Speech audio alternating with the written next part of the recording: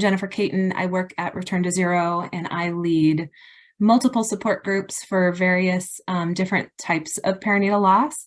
I myself have had 5 losses and 1 living child who is now 5 going on 15. And I have a dog, Everest, who's 1. And we live in the Seattle area, have lived in Los Angeles and Seattle, but came back home to where I was raised and born and raised. So happy to do this work in honor of my babies. And Judy is incredible, you guys. So yes, you are. I'll just read a little intro. So Judy practices as a registered dietitian, nutritionist, adjunct faculty at the University of Washington in Seattle. And she also owns a private practice called Mind Body Nutrition.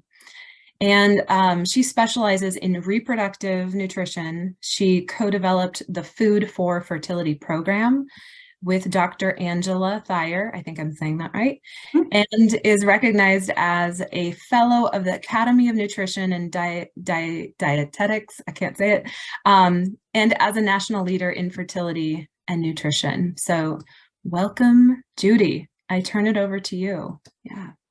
Well, thank you so much for having me today. And my journey in fertility really started a long time when I was trying to start my family and had a long journey of infertility.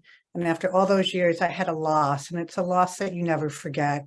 And it's a loss I think about every year. And it really led me as a healthcare professional to switch my area of interest into male and female reproductive health, and really to dive into the area of fertility before it was popular. Now it's popular and I'm thrilled. I had a little bit of technical difficulty, so bear with me. I'm going to share my screen, and I'm going to hope that I get my display right so that I can start. How does that look, Jennifer? Looks amazing, actually. Okay, and I'll leave the comments on so that way I'm a fast talker, so you'll have the captions on, unless that's too obnoxious. Okay, so what I was asked to talk about today was to share with you what does it mean for fertility after loss, and to talk about how nutrition can play a positive role in the situation. And what I hope to cover today is a little bit of overview. What are some of the fertility trends, looking at both male, female fertility? What type of diet patterns have we studied? What might be more helpful for our health, for future children, for fertility?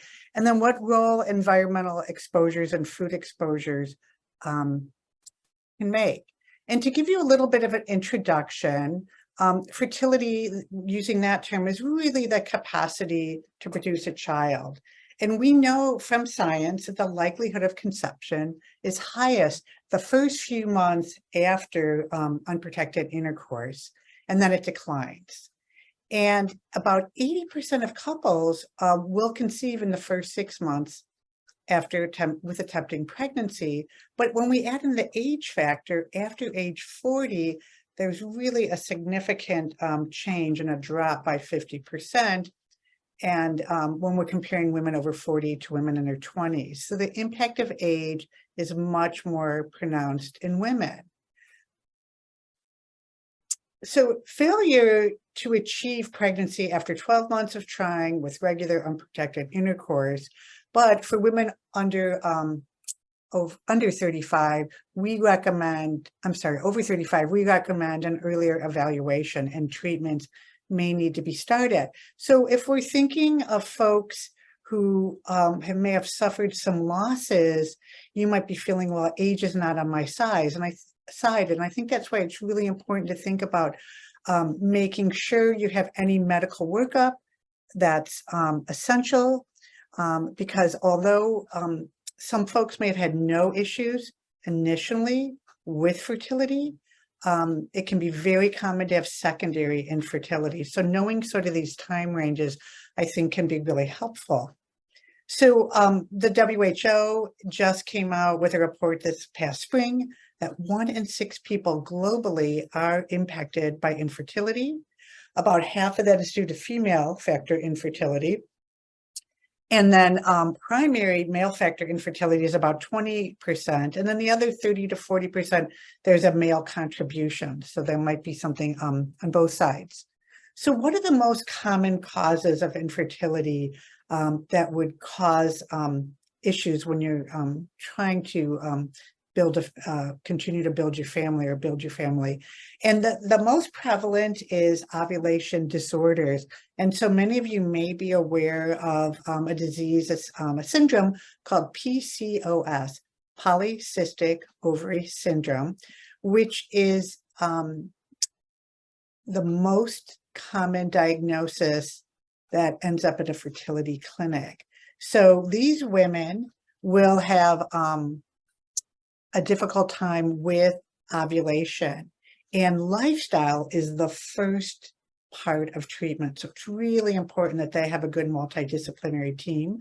If we find out that there's a semen abnormality, lifestyle may be helpful in improving outcomes there.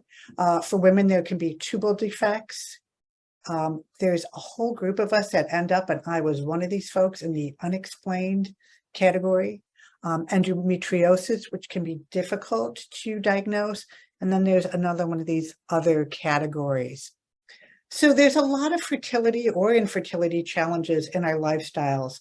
Stress. So for those of us who have already suffered a loss, or we're having a long journey on our fertility, we have that stress, we have emotional stress, we have the stress of our jobs, our lives. And then there's the physical stress that emotional stress can also have an impact on. It's hard to exercise and get out and try to eat healthy and cook if you're feeling exhausted. So really important to get to a foundation of our health. There's a financial stress. There's not a lot of health equity when it comes to fertility and family building. I know in our state, I'm currently in Washington State, and we are trying to work towards legislation for mandating fertility services across all insurances, which we do not have in this state. And then there's access. I know that I was living in a smaller remote area in Michigan when I was trying to build my family, and pretty much was told, well, if you want to see a fertility specialist, that's about 3 hours away. So let's hone in a little bit on lifestyle, and we're learning more and more about what things we have control over. There is not one study that supports smoking when it comes to fertility. So definitely smoking has negative effects and decreases for both males and females when it comes to fertility. Alcohol has a negative effect, and so do most recreational drugs. Diet, which I'll be focusing on today. And then, of course, there's stress and sleep, just so foundational for our health. And then what exposures are we having? Why are fertility rates going down when we have better technology? And I'm going to talk in more detail on all of these. So nutrition, what we eat every day, whatever you had for breakfast. If you had, oatmeal, blueberries, and nuts, you had some really wonderful food that can help have a more positive outcome. So as I mentioned earlier, PCOS, we're helping women to ovulate. This is an anovulatory state for many women with irregular cycles. What you eat, regular food, sleep, exercise can really help manage women. And this is a syndrome that affects women that are thin, that are considered a healthy weight, or they're considered overweight. And traditionally, most providers have said, hey, just lose weight, just lose body fat, which is really difficult for these women. When you have, or if you have a fertility workup, one of the things they do is an ultrasound, and they looked at your ovaries to see how many follicles are in there. And there's also a blood test, an AMH test that they can take to find out just an idea of what is your ovary reserve, because women are born with all their eggs. We don't get any more, whereas men are, constantly creating new sperm. So this can really age a woman's fertility potential, and she needs to know what choices she has. Endometriosis is a very inflammatory process in the body, and that can be uterine tissue that is growing outside of the uterus. It can cause problems with implantation, ovulation. So you might be wondering, well, what does nutrition have to do with these things? So a more anti-inflammatory diet could help endometriosis. And I'll talk more about ways we can help the eggs, which could help those remaining follicles to be as healthy as possible. And this next one is one that unfortunately, some of you have probably, I know I have experienced pregnancy loss. And so we do have data that improving health, improving diet, even though we don't always know the cause of why the person had the loss, can be a benefit in their health. Hypothalamic amenorrhea, HA, and that is when a woman is not eating enough. So she may be physically active and eating healthy food or clean eating, but her energy level can be so high and she's undernourished, and there isn't nourishment for her reproductive axis. So it literally shuts down and she's not ovulating. Food is the ticket, is the key to helping this person. If someone has an eating disorder, and we do screen at fertility clinics an eating disorder, whether it's bulimia, overeating and binging, or restricting, can impact menstrual cycles, ovulation, so getting treatment and help for that. And then these two I want to combine are prediabetes and type 2 diabetes and metabolic syndrome. We know that if we can improve these conditions with a lower glycemic, higher fiber diet, pregnancy is more likely to be successful. Weight concerns, as I've mentioned, can be any size, for people who aren't eating too much, for people who maybe have excess visceral fat, making sure that there's a health at every size approach. And then not to forget male factor issues. I work with a lot of males that maybe they have type 2 diabetes that is poorly managed, and they have poor sperm or semen, and with 3 to 6 months of eating a healthier diet and exercise, they actually improve the quality of their semen. So back in about 2007, when I opened my private practice, thank goodness, at the same time, my colleague, Jorge Chavarro, an amazing physician and epidemiologist, wrote, along with Walter Willett, the fertility diet. And so this was the first time in the mainstream press we really started to hear about that nutrition had this connection to fertility. Before that, we knew, yeah, women need to eat a healthy diet when they're pregnant, but we never heard this preconception piece. So really what this book was based on, their data, was the Nurses' Health Study, which is an ongoing study where they follow thousands and thousands of nurses, and they followed this subgroup.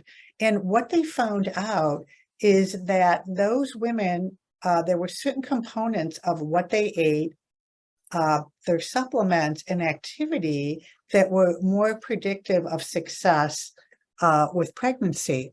And so 10 tips came out of this. And these were for women that were having issues with ovulation. Avoiding trans fatty acids, which we have pretty much gotten out of our food systems, but back then they were still pretty prevalent. Cooking with more monounsaturated fats, that's olive oil, avocado oil. All these are anti-inflammatory, but how interesting that they found out that getting more of our protein from plant sources, such as beans and whole grain and soy. They chose whole grains more often. They had 1 full-fat dairy a day, which can be helpful for hormone development. They were taking a multivitamin that contained folic acid along with other B vitamins. They were getting their iron more from vegetable sources, beans and greens and supplements, than relying on it from red meat. They were drinking water in place of sugar-sweetened beverages. They did find that over time, their cycles, if they had been irregular, they regulated with small weight loss. And these women also was predictive if they had 30 minutes of exercise or more a day.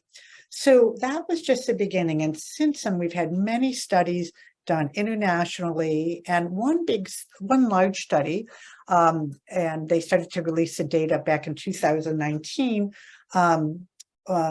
was called the Earth Study. And as reproductive technology was getting so much more sophisticated. Frozen cycles, we had more ways to help people that were struggling, unable to conceive on their own. They're trying to figure out, well, why isn't an IVF cycle 100%? Why is it still maybe anywhere from 50 to 60, depending on the lab or depending on the people, the quality of egg, the quality of sperm?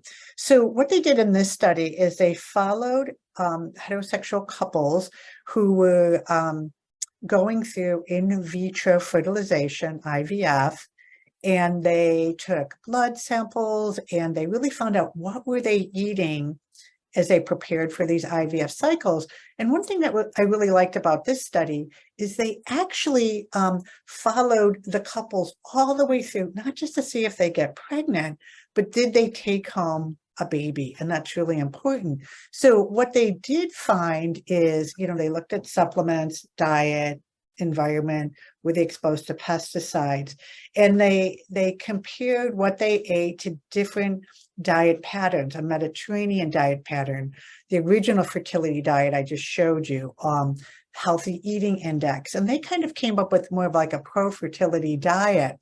And what they found is the folks that were most successful with a healthy pregnancy, and these again were folks using IVF, that they were eating fruits and vegetables and they had lower exposure to pesticides. They did include in their diets whole grains, seafood regularly. They did have dairy and soy. They consumed fish rather than other sources of animal protein, so they had more omega-3 fatty acids. They were taking supplements of folic acid between 800 and 1,000 micrograms. They were supplementing with vitamin D if they had a deficiency and with B12.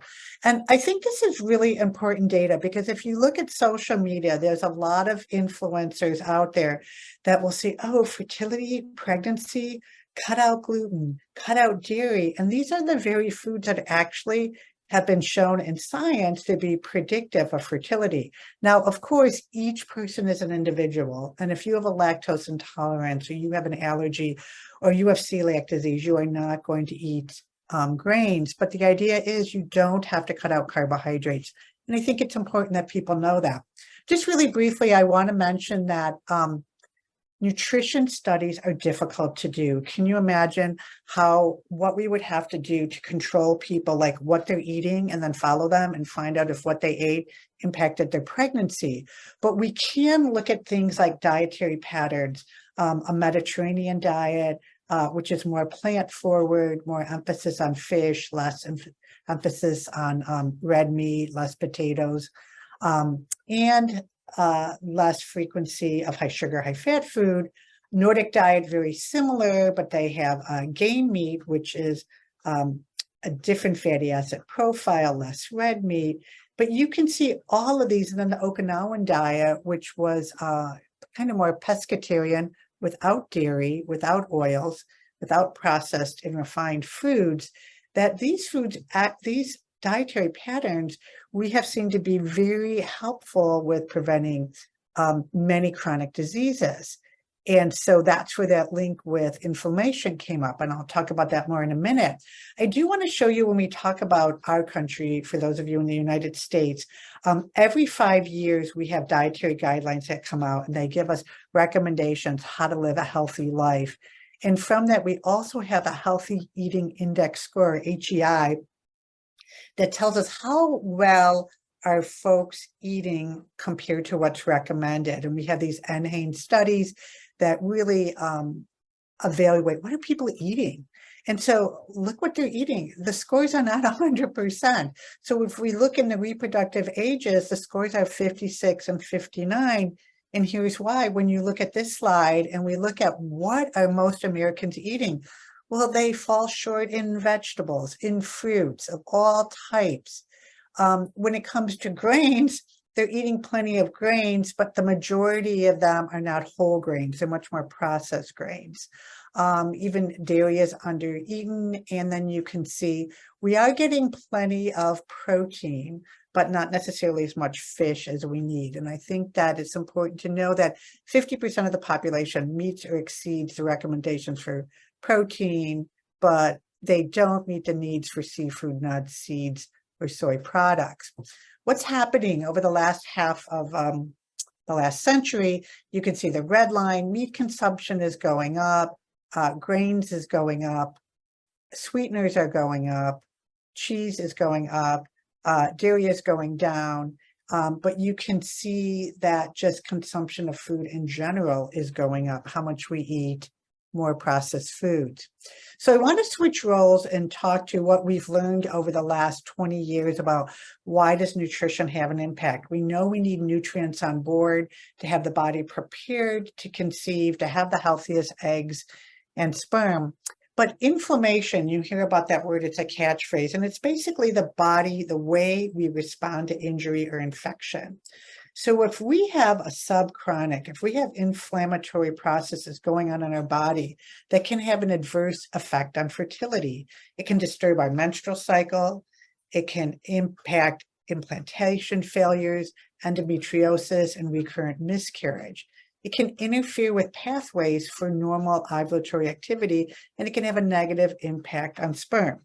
Now, this next slide is very, very busy, and I'm sorry for its busyness, but on the left, in the blue is kind of the more anti-inflammatory diet, which we're helping to move people towards. So when you're eating more fruits and vegetables, you get these wonderful polyflavonoids that what they do is they help to decrease any oxidative stress that's going on in our body. They reduce inflammation, and as a result, they can improve fertility, and for those people going through reproductive technology, improve those successes.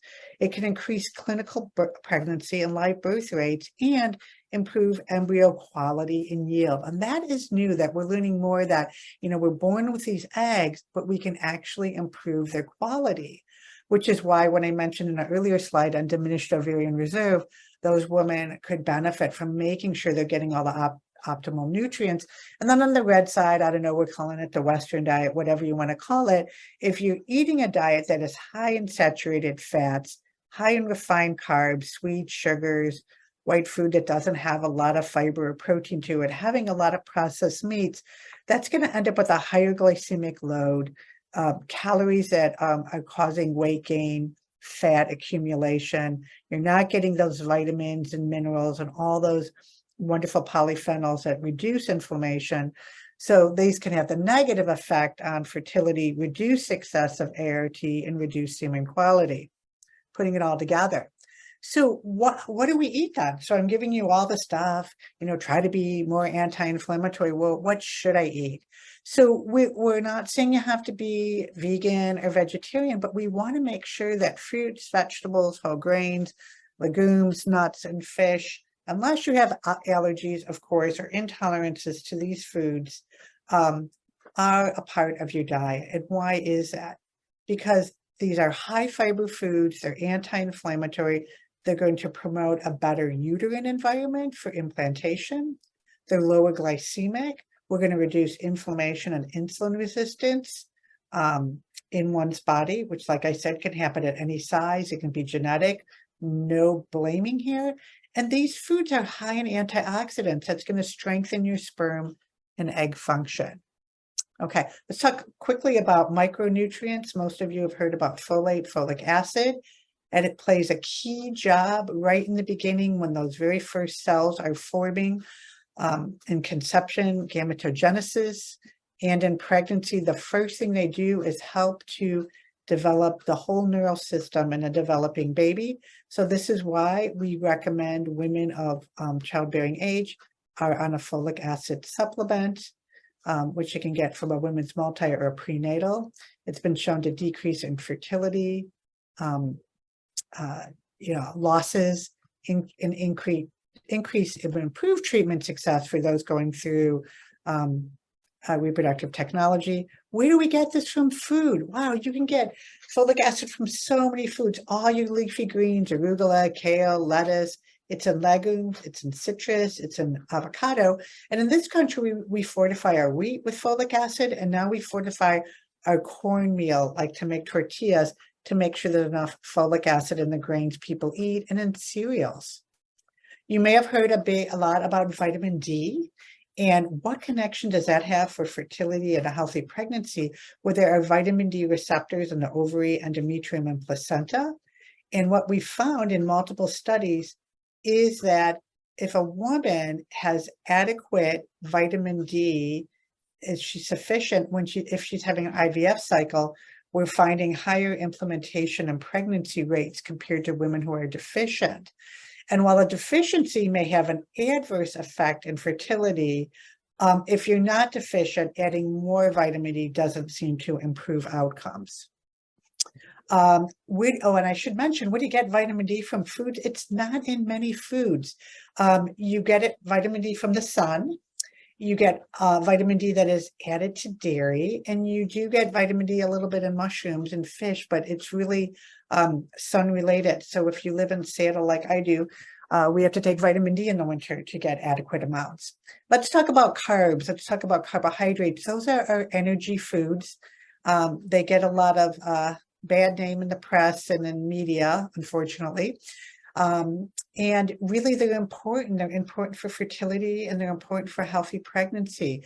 So we have found that carbohydrates that are lower glycemic load, meaning they don't raise the blood sugar as much, those are the ones that are whole grain, they're richer in fiber and protein.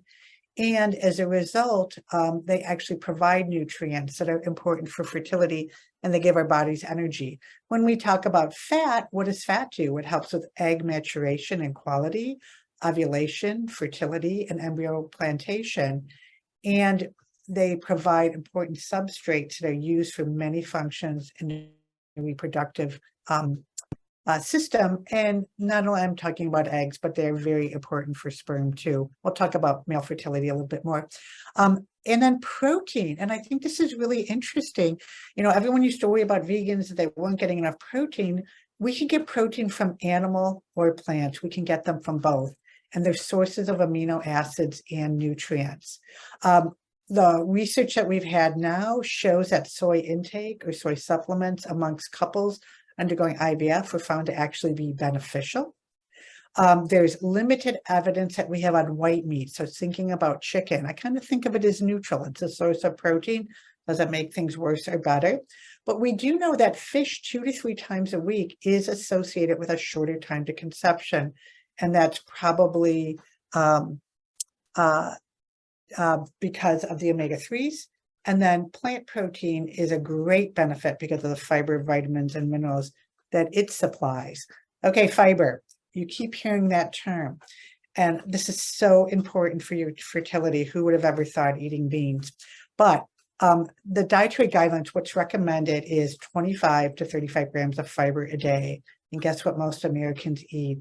Less than 12 grams a day. They're only halfway there. What I like to tell people right now, it's summer in Seattle, raspberries are in season. You eat 1 cup of raspberries, beautiful, delicious raspberries, 8 grams of fiber. You're a third of the way there. Plus, you get a lot of those wonderful nutrients and antioxidants that are available in raspberries, and they taste good. So why is fiber so important? It contributes to our healthy gut biome, another big buzzword that you've been hearing. Fiber is the food. It's the prebiotic for your good bacteria in your gut. And what it does is it enhances your immune system, and it has an impact on your endocrine system. So it's so fascinating what we're learning now with even with endometriosis and PCOS, that if you don't have adequate fiber, there's important enzymes that are released in your gut that actually break down and metabolize estrogen. And if you don't have those, women can end up with excessive amounts of estrogen, which can cause some disease states. So it's amazing how much we're learning about the endocrine system and the guts. So what is a pro-inflammatory diet? And I'm not saying that particularly that burger is inflammatory. I have no idea exactly what's in it, but let's pretend it's a fast food burger. It's more inflammatory the more often people are eating red meat and processed meats, sugar, ultra-processed foods, refined carbohydrates, saturated fats. That would be adding excessive amounts of butter or meat fat or bacon or trans fatty acids. And then when we talk about ultra processed foods, of course, we're all going to eat some processed foods. Not everybody is making everything from scratch, but these are the foods that have gone through industrialized processes. They're adding high fructose corn syrup, hydrogenated oils, hydrolyzed proteins, flavor enhancers, lots of additives. They're extruded, they're molded, they're pre-fried. The big thing why a lot of people like them is they're hyper palatable. You get lots of salt, lots of flavor. They're convenient, and they are hopefully, they have these long shelf lives. But we're having more research where we're finding that health-wise, they really don't have as many benefits. In fact, they can be quite harmful. Briefly, I want to talk about supplements, and we recommend if someone is actively trying to conceive to be on a multi, or better yet, a prenatal supplement, ideally 3 months prior to trying to conceive. We like them to be on vitamin D, that's often in the prenatal, just to make sure they have an adequate amount. It's great if you can get a lab test to have it done. For those women with PCOS, there are insulin sensitizing supplement inositols that can be very helpful, berberine or vitamin D. And I think it's really good to discuss these individual supplements with your care provider who knows your individual health history. Omega-3s can be helpful if you're not eating fish. B12 and choline if you're a strict vegan and you're not eating any animal products. Choline comes from egg yolks and a lot of meat, and it does work with folic acid when the baby is first developing that neurosystem and brain development. And then what about antioxidants? There are so many conception, fertility products. Some of them are quite pricey, but when we look at them overall, the antioxidants from supplements really lack data to highly recommend them. If you are going to use a supplement, check that they're third-party independently tested, that they have in them what they think. And some supplements need to be stopped when you're pregnant. I'm aghast at how many supplements some people take. Really, we go with food first is always your best option, but there are some key supplements that we want you to consider. So really quickly, I've been talking a lot about women. I want to just talk briefly about men, that looking at their dietary patterns, they've really studied the impact on sperm quality. So any man who's had a semen analysis knows mobility, motility, we're looking at these factors.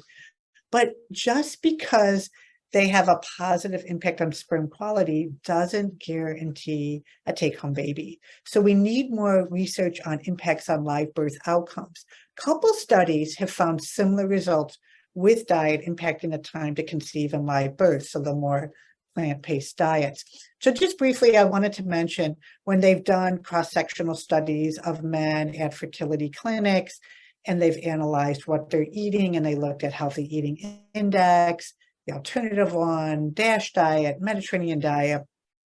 They've really found across the board that adherence to any of these healthier eating styles was associated with better overall sperm quality, which I think is important to know because a lot of times it's labeled a female issue and men, don't seem to know the importance of why they should be caring about what they eat. So you can see here in this slide that oxidative stress and inflammation in the foods on the left are the ones, not to say you can never have them. There may be healthier versions or you just have these as treats or a little bit often, but we're kind of going with 80% on the right side. This more plant-forward eating pattern will help decrease oxidative stress and inflammation in the development of sperm, because what happens is once there's sperm DNA damage, there's a lower likelihood that there's going to be success of that sperm with impregnation. So this oxidative stress is a major contributor to male infertility.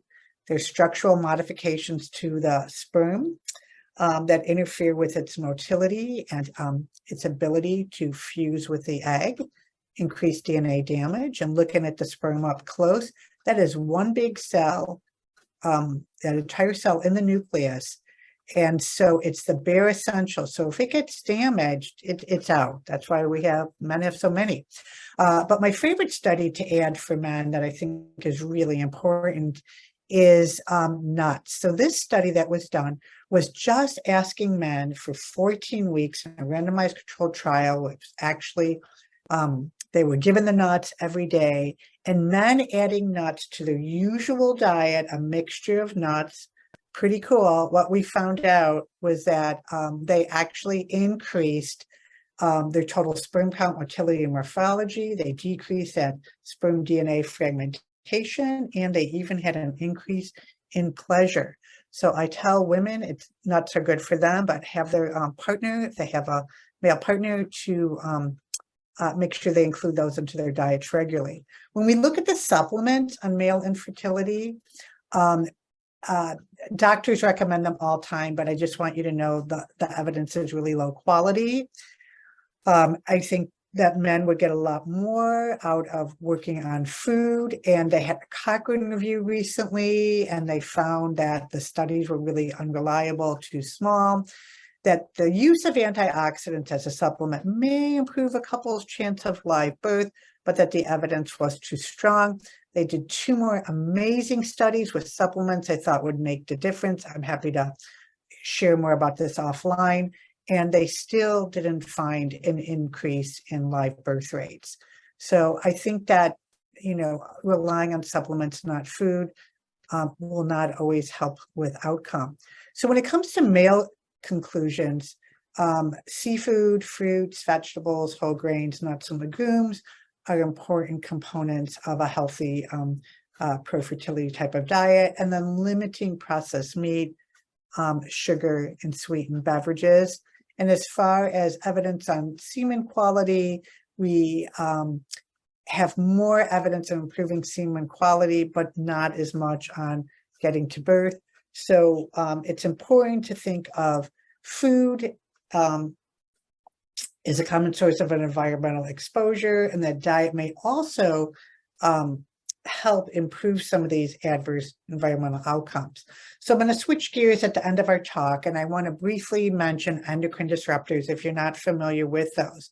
Believe it or not, the air we breathe is an endocrine disruptor. So if you do live in an area where there's a lot of pollution, you're getting a lot of smoke, if you can use any type of HEPA or HEPA type filters, air purifiers, that's going to help. And then indoor air quality, using an exhaust fan when you're cooking, never allow smoking indoors, limit use of indoor fireplaces, candles, and then vacuuming and dusting so that you don't have a buildup of dust. And then there's bisphenol A, BPA. You probably see it on the bottom of some of your plastic containers. This may, we know that infertile women have a higher measurable levels of BPA in their blood.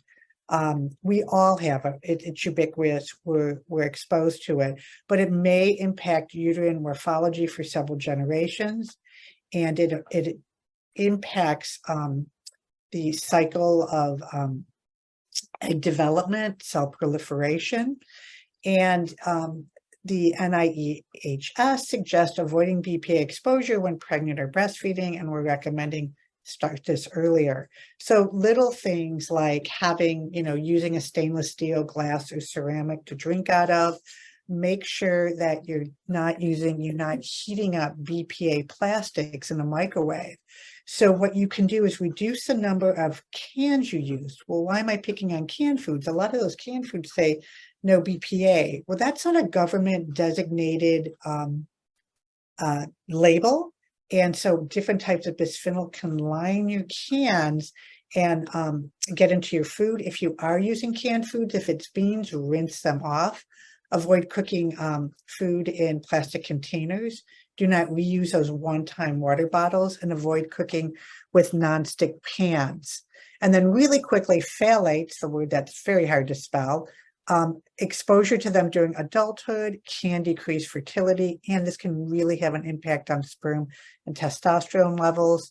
And so really the take-home message here is avoid personal care products and cleaning products that have scents and perfumes. You want to go with everything that is unscented. And luckily, more of these products are available, or you can do a lot of things at home with vinegar, baking soda, healthier products. So in summary, what I hope we've discussed today is that really a plant-forward type of a diet can improve your fertility, help you with fertility after a loss, and help you meet your needs in preparation for a healthy pregnancy. So women should be taking a prenatal supplement, and I've listed out the nutrients that should be in it. Consume at least, it should say 2 to 3 low mercury seafood meals a day. And if you can't do this, perhaps an omega-3 supplement. Prioritize eating fruits and vegetables, ideally 5 to 8 servings a day, and incorporate whole grains into your diet. Do a little swap on your meat and chicken, and maybe swap out for beans and lentils or soy a few times a week. Limit your fast food and ultra processed food consumption. Optimize management of your chronic health disease. If you have PCOS, diabetes, hypertension, make sure those are being managed, and lifestyle plays a big role here. Reducing coffee if you're a big coffee drinker, reducing your exposures to endocrine disruptors, celebrating your health with joyful movement, stress management, sleep, self-care, wonderful support groups with like RTZ that can be helpful.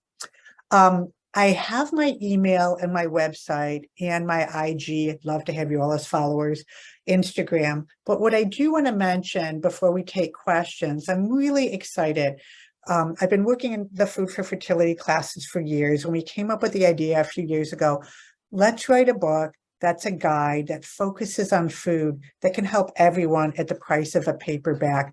I really believe in equity and helping all folks that want to start a family.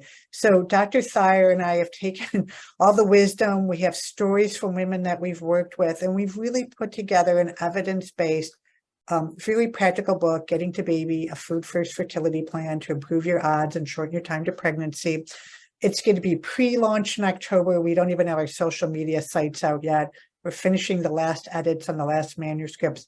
But I'm really excited, and I'm so honored to speak to you on probably the topic that is most my biggest passion.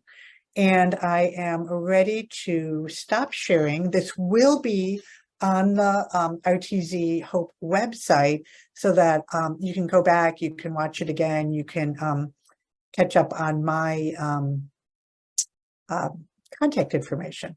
So Jennifer, I'm going to stop sharing. I hope I did that right. Am I doing okay? Good job. And join everyone again. I Yeah. feel like I'm talking to myself.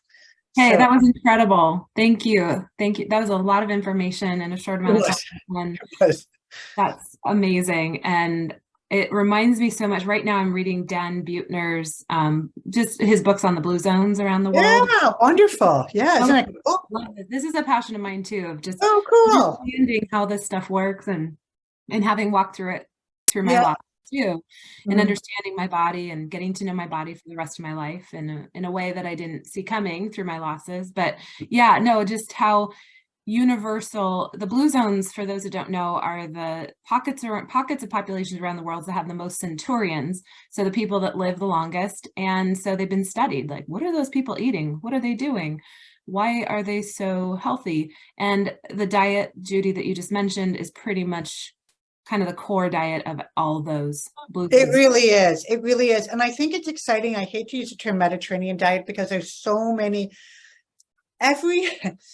across the globe, whether it's East Africa, it's Mexico, it's India, the indigenous foods are usually the healthiest, right? So going back to our roots, and I think it's really exciting to be able to know that you can eat all these types of foods. And I think that when people hear just Mediterranean, they think, oh, I can only eat Greek or Turkish food. I'm like, no. There's so much more. But if you like that, yeah, that's great. So that's why I tried to talk more into specifics, fruits, vegetables, and, we get into that more into the book too.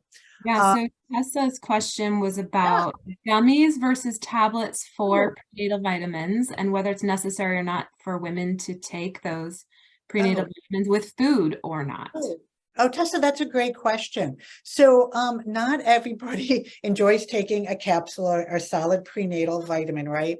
And one of the issues is they do put iron. They usually put about between 18 and 27 milligrams of iron, and that could be hard on the stomach. And, you know, sometimes we're taking those prenatals for a long time and we're kind of tired of being constipated, which happens to some people. So what you can do is you can do a prenatal, you can do a chewy gummy, but be sure that it has what you need outside of iron. And then once you know you're pregnant, switch to a supplement that's easier for you to take that has iron, especially at least by second trimester, because what happens is we double our blood supply by 20 weeks. And everybody gets a little bit anemic. And if you don't have that extra iron on board, you can feel really awful. So work with your healthcare team or ask me out offline and I can help you. There are some different forms, but they can't put iron. It's not stable in the gummy, unfortunately. But luckily, you can get vitamin D in a gummy. You get fish oil in a gummy. And I guess the difference of taking it with food is if that's your source of vitamin D, if there's a little bit of fat with taking it, you'll probably get better absorption of the vitamin D. So not a bad idea to take it with a little bit of food. And I think in my pregnancy, I took Floridix, which is the Yeah. liquid iron. It tastes pretty good. Did you And do better with that? that was helpful for me. Yes. Yes. Cool. I know. I've been taking prenatals. I remember those days, but they're better now. Yeah, they are. They're not as big. Right. Lauren is asking about, you know, after a loss, post-loss, and those who are really eager to conceive soon after, are there ways to speed up healing or even address stress, you know, oxidative stress, but also body stress and yeah, kind of. Yeah, no, that's such a good question. And I think it's kind of an individual journey, of course, you know, getting the support that you need. But when you talk about physically healing the body, making sure you're able to get sleep, you're able to get rest. And I mean, some people lose their appetite and some people go to food for comfort, you know, whatever we need at that moment, you know, of loss. But I think, you know, the body's pretty amazing too. Like, I know I was surprised after a miscarriage, like I can try already. They're like, yeah, you know, and so I kind of, you know, I wasn't losing any more months. And I know that personally, stayed on my prenatal. So I think, you know, what you need is a little individual, but as far as, you know, your provider will tell you if you need a little bit of a window. And if you feel emotionally ready and physically, I would say nourish yourself with good food, take good care of yourself and go ahead. And I've seen people, you know, really quite quickly, you know, have their next pregnancy and be successful and healthy and go really well. Nice. Oh, how about CoQ10? Do you recommend? That's a good question. Yeah. And the reason I didn't list so many supplements is I kind of have to know the person's individual story. Like I had a patient yesterday and she had a list. She goes, well, my neighbor just got pregnant IVF and she was told to take all this. And I go, well, you're a different person. She goes, oh yeah, that's right. And I go, and you're not doing IVF. You know, there were different things about her. So we probably have better data on CoQ10 in male infertility can be helpful. You know, CoQ10, we make it, okay? Our cells, our mitochondria make it. It's what helps prevent our cells from aging. So the whole idea, if we can do anything to stop aging our eggs, I would say the data is not really strong, but it's also something that isn't harmful, you know? So if you do use CoQ10, check with your provider. We do recommend, I know in the IVF world, to stop taking it when you can't be pregnant, just because we don't know safety levels. A good quality one is sort of expensive. So sometimes I just get worried that people want to take a really good supplement, but don't want to eat any vegetables. You know what I mean? So I'm always like, you might get more from that, but it can help. I just don't feel like it's one that, you know, knock it out of the park. Okay. Cool. Thank you. Alexa has a great question that I have as well. Yeah. Is really, you know, soy, especially in Okinawa, Japan, which is a blue Yeah. zone, Yeah. soy is forefront. But what about in the US? We have a lot of GMO soy in the stores. So what do you do about that? Yeah, and you know, that's a really good question because none of the studies I've looked at really discriminate it like the Earth study. They didn't look to see, was it GMO or non-GMO? They did ask about organic. And what was interesting in the Earth study is the people that ate more soy, like tofu tempeh, edamame, they actually found lower amounts of endocrine disruptors in their bloodstream. So it also has this positive of having, some positive type of relationship there. I would say if you want to be sure, when I go to the grocery store, I just buy organic tofu because it's not even that expensive. The same thing with edamame. And I tell people, eating plant-based, my gosh, it's really less expensive when I see what the price of meat and chicken is. So yeah, they haven't been looking, and that's a great question. So I would say if you buy organic, it is non-GMO, and we don't really know if there is a difference. And that's a great question. Okay, cool. And Kelsey has a question that I dealt with personally. Do you have any thoughts on improving the luteal phase? She can't seem to get her longer than 8 to 9 days. Mine was 8 to 9 days too, Kelsey. And for me, I went to an acupuncturist who specialized in fertility, and she got my luteal phase to 12 to 14 days. And I had no idea that I was but yeah. what No, and I think acupuncture, yoga for fertility are great things that are really helpful for perhaps regulating cycles. I am not aware of any studies that really look at any specific nutrition components. There can be reasons why, you have the longer and the shorter luteal phase. So maybe addressing those, but I don't know of any studies. I usually just go, when I have people that have like a failed cycle or something like that, I'm like, let's just go for good nutrition when we don't know and see, maybe adding more fiber and things like that. Okay, good question. can you speak to any physical signs of inflammation? Like how inflammation shows up in individuals' bodies, I'll say. That's a really good one. Okay, so sometimes we do see skin, when we're talking about eczema or certain skin things. Gosh, it's so hard to say because so much of it we don't see. There is a blood marker, a CRP protein that sometimes doctors will measure in naturopaths, and it can be really high.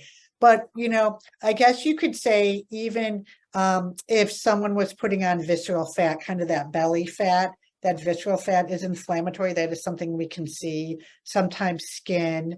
That's a really good question. So much of it we can't see it, so we wonder how is it there. And it's more on blood markers, and most of those are not routine things that that most of us have. Yeah, good question. How about smoothies to get in those 5 to 8 servings of fruit and veggies? I love it. I'm all for it, and I'm really a big believer in eating real food. Like when my patients are, I don't want to diss anyone, so I don't want to get in trouble. They're putting in collagen powder and all these like processed things to make a smoothie. And I go, why not try a smoothie with fruit and vegetable and chia and nut butter? Of course, nothing you're allergic to or don't tolerate, but you can do a real food balanced one. And I think it's a great way to get greens in. Like 2 handfuls of spinach or kale goes in lovely in a spinach. And I'm talking about a regular smoothie. I'm not talking about when you juice, because that actually you lose some of the fiber and you lose some of the antioxidants. I'm talking about your basics, blender that you put on for 5 minutes. I like to put oats in smoothie. I have people put in cooked red lentils. I'm all about the whole food smoothie. Go for it. Get a lot of your fruits and vegetables in your smoothie. You can make that into dessert. You can make it into overnight oats. Wonderful way to get it in. I say veggies in all your meals. And I just started adding coconut milk, full fat coconut milk in mine, and make that is good flavor. Yeah, and for some people, for protein, they can do unsweetened soy milk. They can do pea protein milk. They can do yogurt. There's so many different things you can put in. Good point. So let's see, vegan prenatal and folic acid supplements, is that different than the regular ones? No, there are a lot of good vegan prenatal. I know Ritual is a vegan one because I have a lot of patients, and people don't realize that the capsules are often gelatin. So for religious reasons or for animal reasons, you don't want to have an animal one. You can get very nice, totally acceptable vegan one, because even like vitamin D, it comes from the wool of sheep. So if you don't want that, you need a vegan source of vitamin D. And you can get omega-3s also vegan too. Nordic Natural, there's a lot of good companies that do carry those. Amazing. So Tessa's wondering about weight loss and nutritional deficiencies. I myself had a 41-week loss. So, so sorry. and Tessa, you had a late loss, I think I saw up above. So with late loss, there's evidence possibly that if people wait 6 months after loss, there's better outcomes. Is that true? I know that we talk about, the time between full-term pregnancies, and we really encourage women, yes, to wait that, 6 months to a year. There could be a lot more healing. The body has gone through a lot, right? And we call it like the fourth trimester for women, whether they're lactating or not, or they've had a loss. So I think that is different, much different than an early term. And I think we probably have very limited data, but just to give, optimizing the women's health, I think talking to her OBGYN or midwife about what makes the most sense for her, that's really different than a first trimester loss. Yeah, it's a really good question. Yeah, because there's so much more that our bodies have turned over to. Absolutely. Recovery from C-section. I had 2 Yes. C-sections. One is with my stillbirth and my live daughter. Yeah. So and thanks for asking that question, Tessa. I appreciate that. No, that's really good questions about how long and talking to your provider. I have women, oh my gosh, that have short time in between IVF and their tandem nursing, and their needs are really high, and those women get wiped out. And you're at higher risk for adverse outcomes of pregnancy when you go into something so exhausted. So really important that you are able to nourish your body. Definitely. Yeah. And that 4th trimester, we don't have the rituals in our society to have people come bring us bone broth and nourishing foods and massage us and take the baby so we can get sleep again. I mean, we just unfortunately don't have that built in. How we change that? It's so necessary. Yeah. How can we I will hold the babies. I will help. Me too. Yeah. When I'm retired, I will do it. I will be there and be doulas for all these women, 4th trimester doulas. But thank you so much. And please, there's so many questions. Please feel free to email me and I can go into a little bit more depth, or I can refer you to sources. But when our book is out, you'll have a great source to share for yourselves and with your friends. Fantastic, Judy. And thank you, Sherilyn. Yeah, I'm glad people got a lot out of this, and those that are watching online. Everyone take care. Take care of yourselves, nourish yourselves, both with food and with life. Find your joy, find your fertile life, not just your body, but everything else. Yeah. Thank you all so much. Okay. Thank you, Judy. Take care. Okay. Bye-bye. Bye.